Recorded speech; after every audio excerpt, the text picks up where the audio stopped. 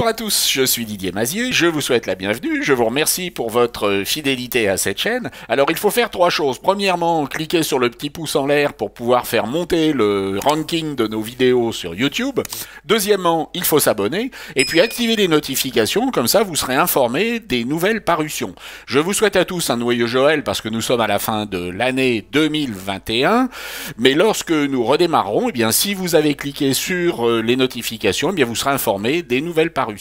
Cette semaine, nous allons nous intéresser aux outlines, c'est-à-dire aux contours, et vous allez voir que les outlines ne sont pas uniquement réservés à de la typo comme nous l'avons déjà travaillé. Sur cette image, nous avons mis en évidence un personnage. Pour ceux qui connaissent un peu le système, ils ont déjà compris comment ça a été fait, mais pour les autres, nous allons voir comment procéder, et puis nous allons également voir une ou deux petites astuces intéressantes. Alors mettons-nous au travail dès à présent. Il faut commencer par sélectionner le sujet. Vous pouvez le faire avec tous les outils de sélection. Il y a le lasso polygonal, le lasso magnétique, mais il y a également des outils automatiques comme la sélection d'objets. Vous allez sélectionner votre sujet et une sélection va s'opérer. Vous pourrez ensuite compléter cette sélection avec différents outils de sélection pour ajouter ce qui manque et puis enlever ce qui est en trop. À chaque fois avec deux touches magiques qui est majuscule pour ajouter et puis ensuite option ou alt selon votre système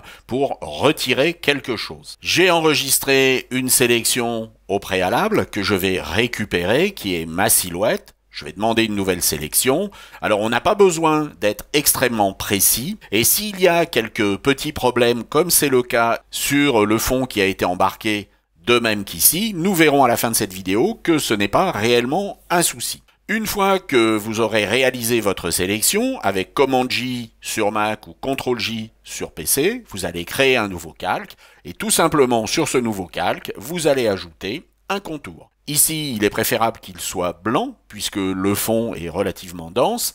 Si c'était l'inverse, que vous étiez sur un fond très léger, vous pourriez utiliser du noir ou toute autre couleur. Et enfin, vous allez pouvoir ajouter une ombre et vous obtiendrez votre effet. Pour régler le problème de cette zone qui a été ajoutée, il suffit simplement de l'effacer. Nous allons prendre le lasso, tout simplement, et nous allons entourer cette zone. Et vous allez, avec la touche suppression, pouvoir modifier votre contour. Sur l'autre côté de notre personnage, avec notre lasso, ou tout autre outil bien entendu de sélection, nous pouvons supprimer ces éléments, et notre contour va suivre. Nous avons donc la possibilité de réaliser rapidement un effet spectaculaire qui est particulièrement intéressant par exemple pour des catalogues.